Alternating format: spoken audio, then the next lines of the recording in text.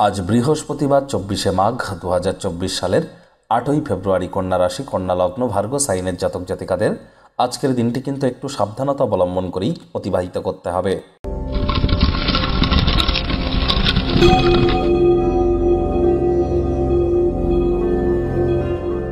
ভিডিওটির শুরুতেই আপনাদের সকলকে রাজযোগ চ্যানেলের তরফ থেকে রটন্তী কালী পূজার হার্দিক শুভেচ্ছা ও অভিনন্দন রইল।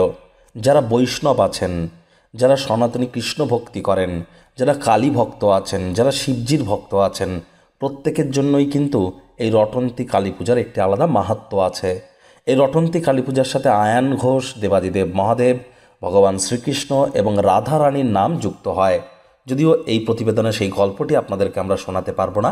দক্ষিণেশ্বরে সাড়ম্বরে পালিত হয়ে থাকে এই কালী পূজা, বৈষ্ণবদের ক্ষেত্রে গুরুত্বপূর্ণ।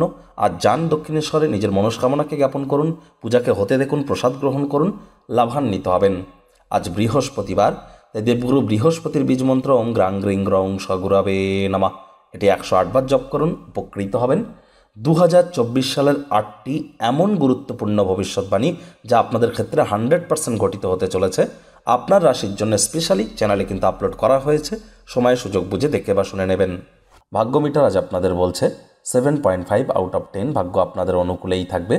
তবে আজ কিন্তু আপনাদের পারিবারিক জীবন ভালো, পরিবারের সদস্যদের প্রয়োজনীয়তাকে অগ্রাধিকার দেবেন, তাদের সাথে সুখ দুঃখকে ভাগ করে নিতে চলেছেন, তাদেরকে বোঝাতে সক্ষম হবেন যে আপনি তাদের ভালোবাসেন, কেয়ার করেন বা পরোয়া করেন। তবে আবেগকে নিয়ন্ত্রণে রাখতে হবে। আজ একটু বেশি বিশ্রাম গ্রহণ করে চলার চেষ্টা করুন যারা দীর্ঘদিন ধরে কঠোর কায়িক পরিশ্রমের মধ্য দিয়ে সময় অতিবাহিত করছে।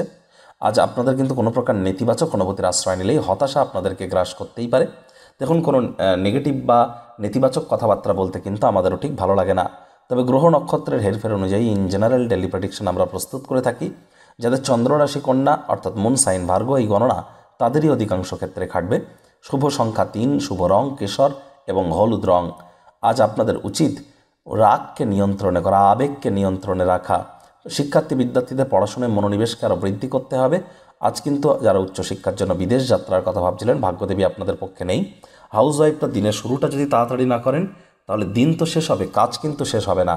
প্রেমিক প্রেমিকা, স্বামী স্ত্রী উভয়ের ক্ষেত্রেই বলবো, রূঢ় বাক্যের প্রয়োগ, অশ্লীল ব্যবহার যেন করবেন না। তৃতীয় কোনো ব্যক্তিকে সম্পর্কের মধ্যে প্রবেশ করতে দেবেন না, সম্পর্কের দুর্বলতা কিন্তু বেড়ে যেতে পারে। পরসমালোচনা, পরচর্চা, পরনিন্দা, রাগ, বিদ্বেষ, হিংসা, ঘৃণা, অহংকার এই ধরনের নেতিবাচক অনুভূতির আশ্রয় নিলেই হতাশাও কিন্তু আপনাদেরকে গ্রাস করতে পারে। শিক্ষার্থী বিদ্যার্থীরা পড়াশুনোর থেকে খেলাধুলো বা প্রেমের জীবনে অতিরিক্ত সময় ব্যয় করা থেকে বিরত থাকার চেষ্টা করুন, তাহলে ভবিষ্যৎ জীবন কিন্তু আপনাদের ক্ষতিগ্রস্ত অবশ্যই হতে পারে।